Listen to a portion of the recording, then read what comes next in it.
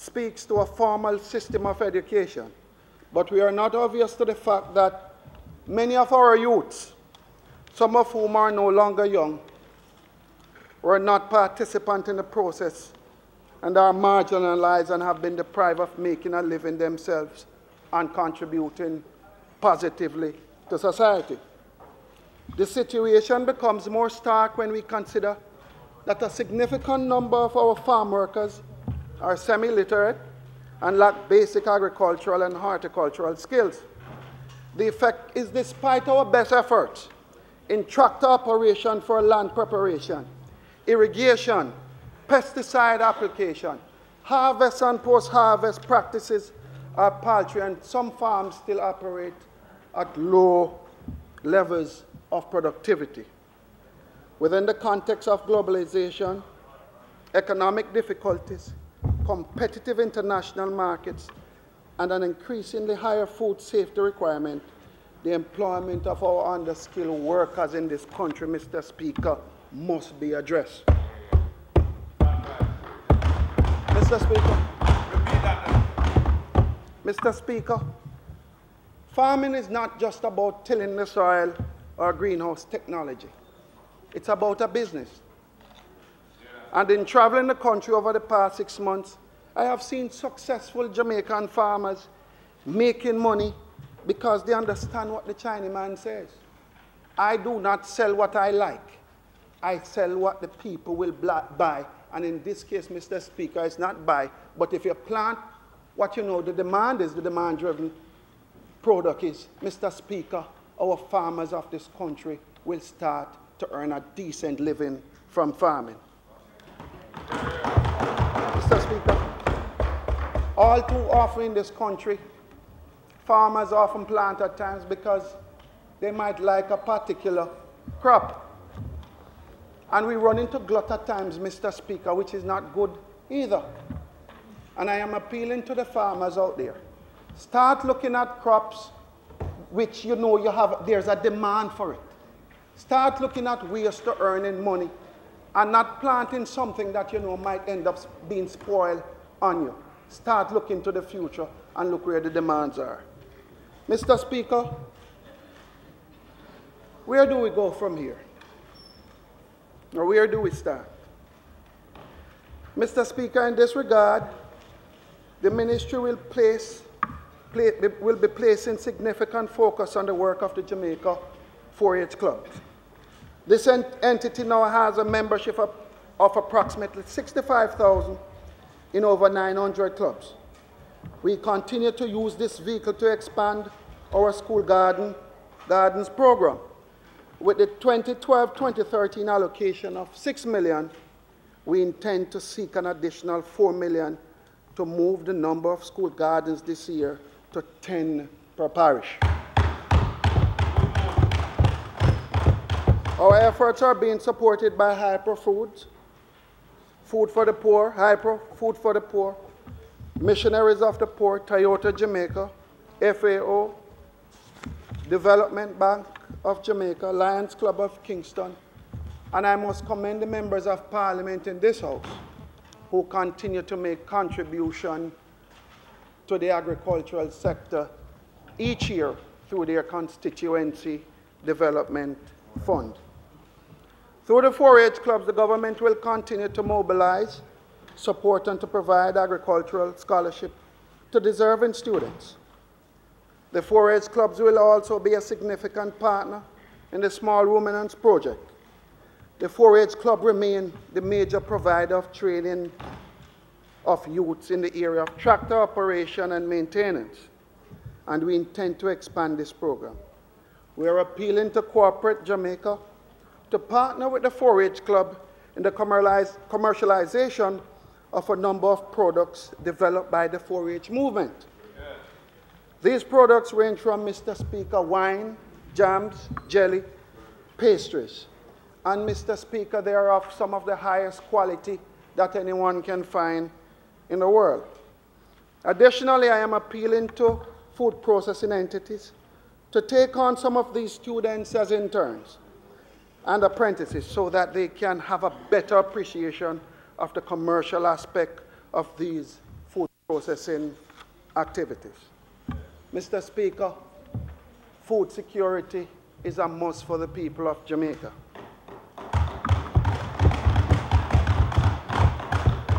While we celebrate 50 years of independence, Mr. Speaker, we still have some Jamaican business people who feel that the best way to grow the sector is to import agricultural produce in this country. Mr. Speaker, it cannot be about the ultimate dollar all the time. Because while you import and lock yourselves behind high-rise walls each night, the farmers of this country and their family go hungry. And Mr. Speaker, we do have a crime problem in Jamaica. And we in this honorable house don't know what that poor farmer's kids might turn out to be. I am appealing to all Jamaicans, rich and poor alike. Show us how much you love Jamaica. Show us your level of patriotism. Show us brand loyalty and start buying whatever we produce here in Jamaica.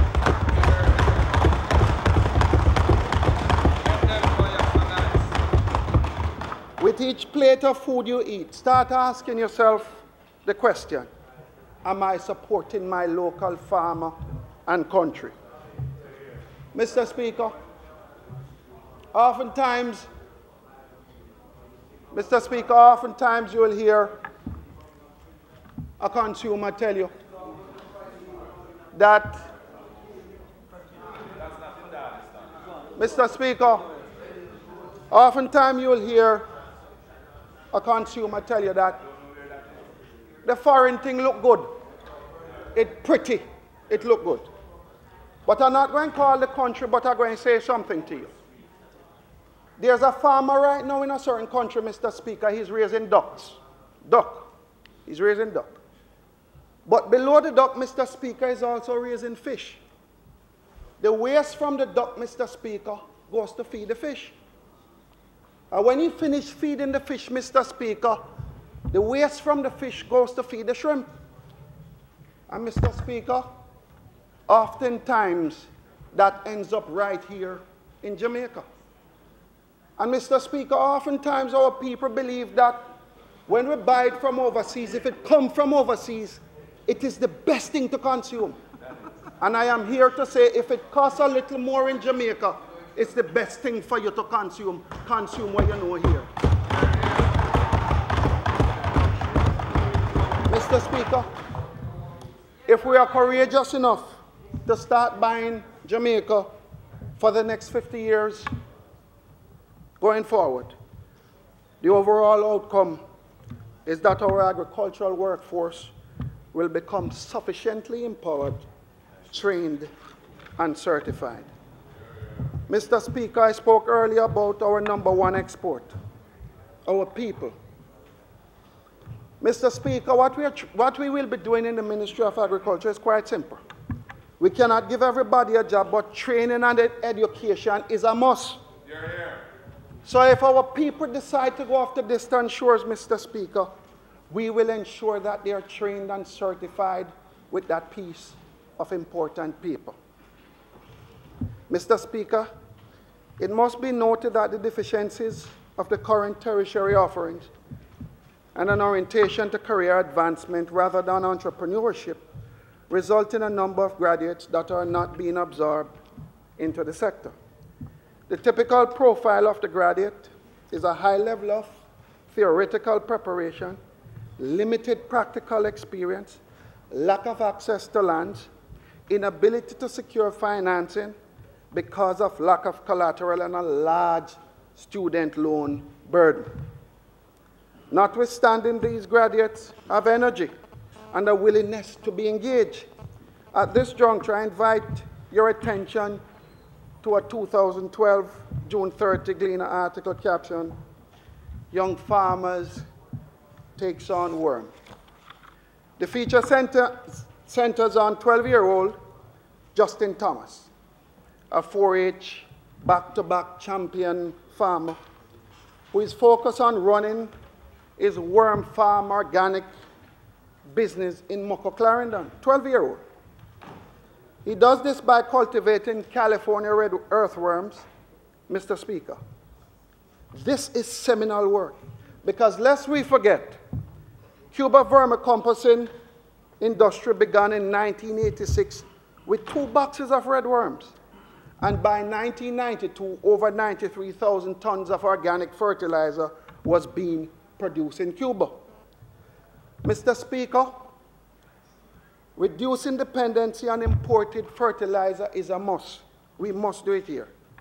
And Mr. Speaker, we have barely scratched the surface in terms of the market which exists out there, in terms of organic farming, and the foods, Mr. Speaker, from it which fetches a higher price.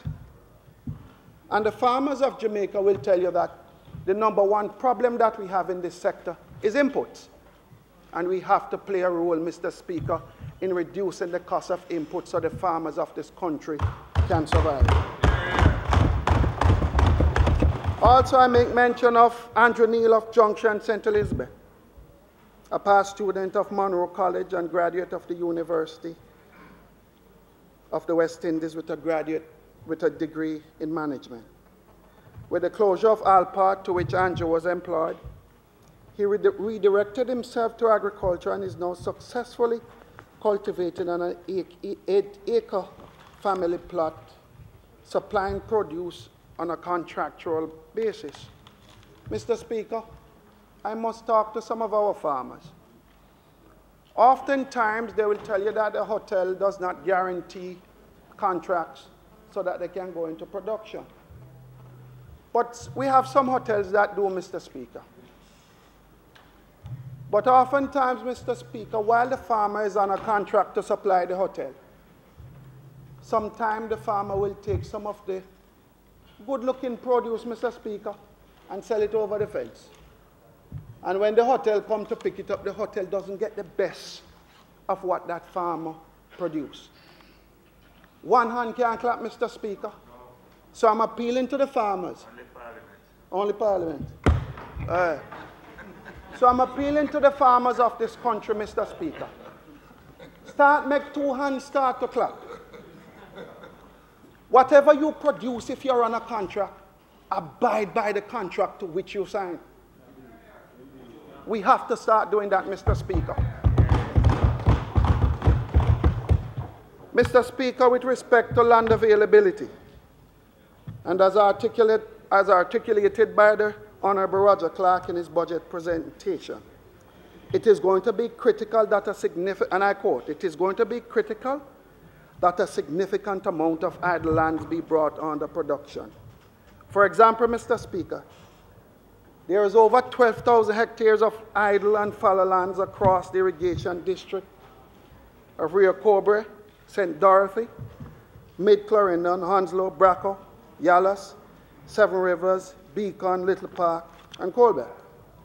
While funding has been identified for new forest, Duff House, Yallas, and Colbeck, efforts are on the way to provide additional technical financial assistance for other areas across this country. Mr. Speaker, we in this ministry understand that a lot of the farmers of this country oftentimes need that piece of important paper, whether it is a land title or tenureship of a property, of a piece of land. That is something that this ministry, we are concerned about. Because oftentimes the farmer will tell you that he needs collateral to go into production. But he has the land, but he can't go into production because he has no paper at all to take to the bank to ensure that he can get loan. It's something that we are concerned about, Mr. Speaker, and it's something that will have to be addressed in going forward if we are supposed to protect the farmers of this country and cut the imports. Members' time for speaking has expired. Mr. Speaker, I move that the member's time be extended by 15 minutes to allow him to complete his presentation. Question is that the member's time is extended by 15 minutes to allow him to complete his presentation. Those in favor? Those against? Ayes have it. Sir Hales. Mr. Speaker, the senior minister says I must take another sip. cane juice. Mr. Speaker, part of the solution I must speak about, and it's the establishment of agro parks across this country. The ministry is piloting a number of agro parks. An agro park represents an agricultural subdivision divided into economic size lots and outfitted with irrigation, tractor services, and post-harvest facilities. All the activities are driven by available markets and supported by appropriate technology and best practices, Mr. Speaker. The concept of agri-park is not new. You will recall land lease cooperatives, all of which had their fair share of successes and challenges. To change the paradigm and to ensure that the agri-parks are sustainable, the ownership, Mr. Speaker, of the park will be derived from a participatory process where an individual group together and form themselves into associations.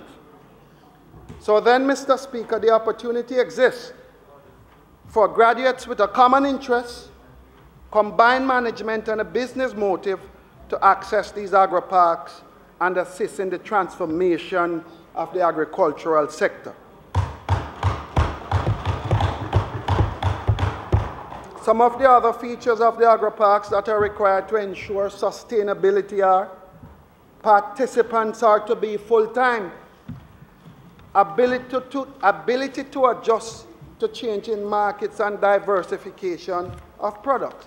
Simple put, Mr. Speaker, within the agri-park, a farmer cannot farm something that him like. It must be something that the hotel will buy, or it must be something that we can export abroad. And this is one of the major differences between the cooperative and the agri-parks which are coming. Mr. Speaker, accountability. To whom much is given, much is expected. And the ministry will establish an oversight mechanism for monitoring activities within the agri-parks. In the next few years, over $750 million will be spent on the development of parks, with funding expected from the European Union, Sugar Transformation Program, and the Inter-American Development Bank. As an example, the Hill Run area is being targeted to resuscitate aquaculture because of the considerable underutilized capacity in this subsector. Of the 2,450 acres of ponds existing in Jamaica, Mr. Speaker, only 54% is engaged in production. We propose to address some of the critical gaps in the restoration of production by providing a sustainable source of water to the Hill Run area, rehabilitation of access road, and installation of a basic storage and processing facility. Mr. Speaker, we have entered into discussion with Rainforest Seafoods, which will absorb a significant portion of this expanded production. The importance of the public-private sector partnership is critical if we are to make a significant reduction in the food import bill, which is drawing closer to $1 billion US, Mr. Speaker. Mr. Speaker, in fact, it may interest you to know that Jamaica imported over $104 million US of fish product, $9.5 billion in 2011. And you hear what I speak about the fish earlier, right, Mr. Speaker? The duck at the top, the fish at the middle, and the shrimp at the bottom. Mr. Speaker, Rainforest Seafood is now spending a considerable sum to set up a processing plant to receive, add value, and distribute local produced tilapia. And we hope that many others will come on board. But, Mr. Speaker, we have some fish farmers here too.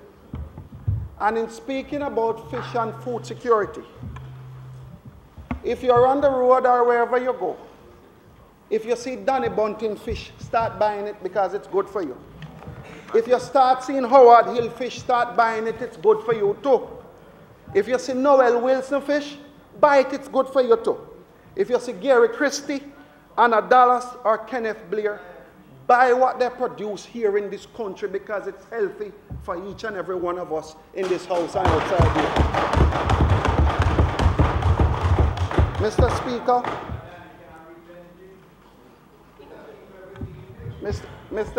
we'll deal with that too. We'll deal with that too. Mr. Speaker. Him see a big brown man down there.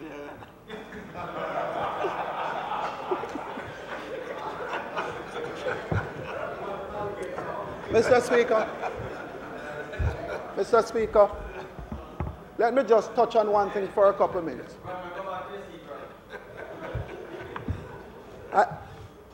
Banana is important to this country. We have suffered a couple of hurricanes, Mr. Speaker, and this minister, the senior minister in the Ministry of Agriculture, we have started, Mr. Speaker, to resuscitate the banana industry because we have to stop the level of imports that is coming in this country. We cannot survive, Mr. Speaker, with it anymore.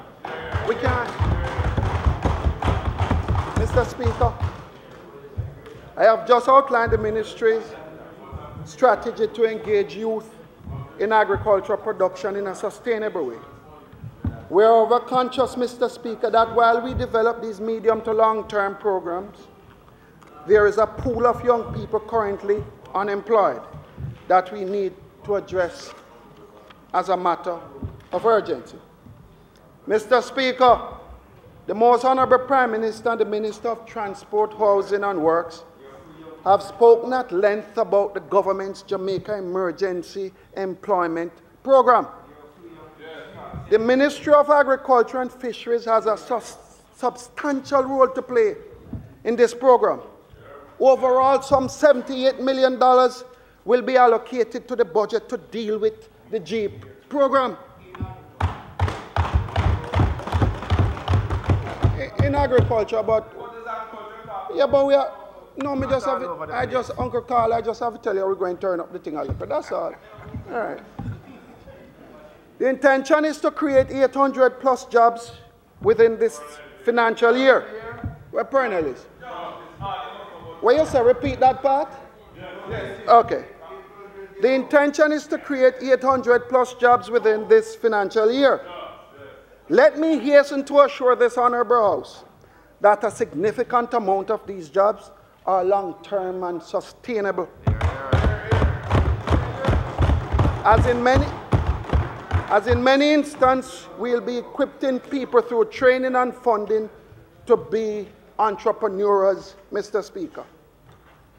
I heard the member from Clarendon also spoke about, North Central Clarendon also spoke about the school feeding program. Mr. Speaker, he was correct. He was correct. The school feeding program is over $2 billion, Mr. Speaker. This, and within the ministry, Mr. Speaker, there's a project which is being launched. This project is being piloted jointly by the Ministry of Agriculture and Fisheries and the Ministry of Agriculture, targeting some 32,000 students.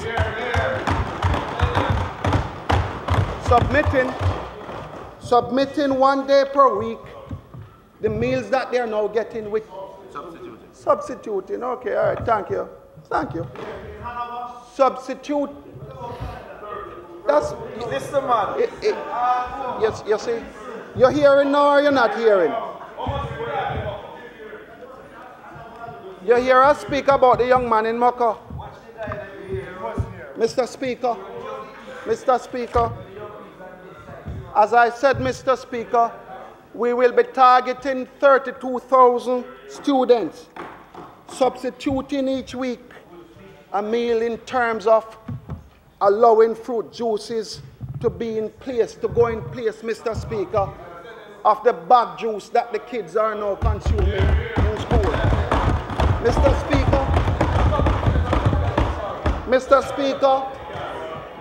Speaker, enough of the sugar and water. While this program will be expanded in September to all 136,000 students in 850 schools served by Nutrition Products Limited, we are mindful that we need to penetrate hundreds of other schools outside of this arrangement. And Mr. Speaker, I see Ms. Sessin up there from the banana industry. If we're going to put juice in the school, the banana going to have to go too. Banana going in the school too. If we produce it here, it's going in the school. Mr. Speaker, the ministry would like to encourage action at the local level. In this regard, the RADA Home Economics Department, in collaboration with a number of non-governmental organizations, will identify groups of women farmers at the community level and assist them to make viable and sustainable inputs into the school feeding program of the schools in their locale. This, Mr. Speaker, you hear us speak about demand-driven. This program will be demand-driven. And groups will be asked to work with a specific school to indicate what input the group can make in the school feeding program from the agriculture, production of cottage industry. Mr. Speaker, once this need is identified and there is a further need for equipment and training to make this intervention viable and sustainable, know that they have a guaranteed market, then the resource of the program would be available to such a group.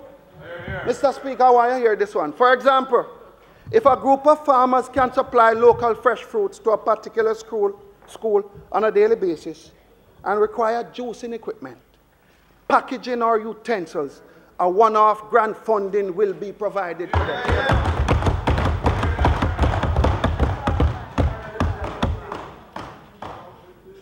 Mr. Speaker, this will also be accompanied with the appropriate food handling training also. Mr. Speaker, we are making this demand-driven because we want the community groups. We believe on this side, Mr. Speaker, that to build Jamaica, we have to start from the bottom to the middle and ultimately to the top. That's our belief. And this is what, not that, yeah, you're correct. Yeah. Mr. Speaker, let me also say that oftentimes you will hear that, boy, the school kids don't like the school kids don't like some of what we produce here and do it successfully. Mr. Speaker, let me send a message to the kids in the school that are on the school feeding program. If we produce it here, you're going to have to start eating it. Yes. You will have to start eating it. Because, Mr. Speaker, while that import bill gets closer to $1 billion US, we cannot survive as a country if we don't cut it. So we have to start eating what we produce in this country. And it must start from the young people and each and every one of us inside here. Mr. Speaker, we'll be working closely with the Ministry of Education, the Ministry of Health, Jamaica Bureau of Standards, the Inter-American Institute for Cooperation in Agriculture to roll out this program for September.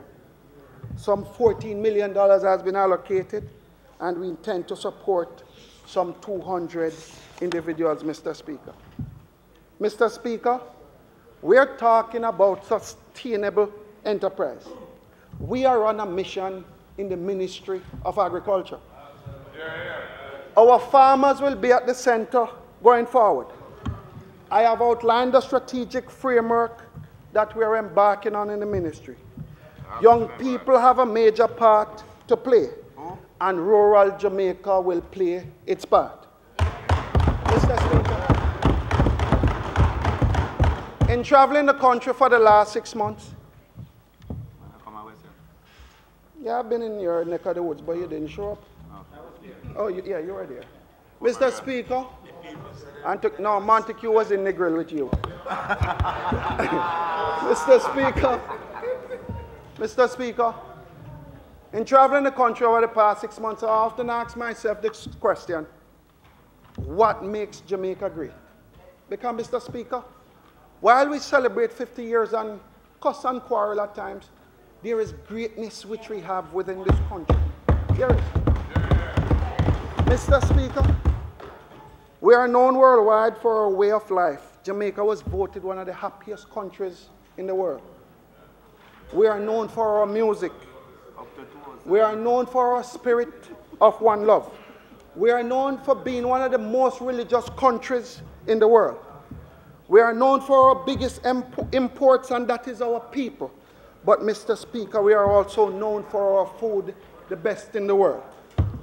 So, Mr. Speaker, while we go off to Olympics and while we dominate in Olympics, Mr. Speaker, this year, let's find a way for agriculture to dominate for the next 50 years and beyond. I thank you, and may God bless Jamaica.